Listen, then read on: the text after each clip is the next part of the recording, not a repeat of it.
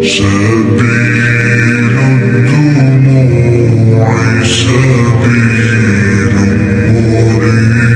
তো আসসালামু আলাইকুম গাইস, কি অবস্থা সবার? আশা করি সবাই ভালো আছেন। আমিও আল্লাহর রহমতে ভালো আছি।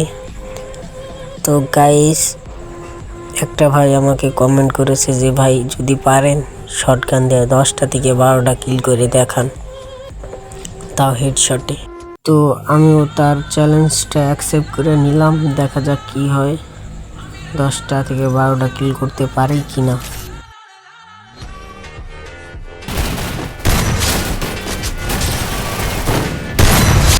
ये सब क्या देखना पड़ रहा है? अच्छा है मैं अंधा हूँ।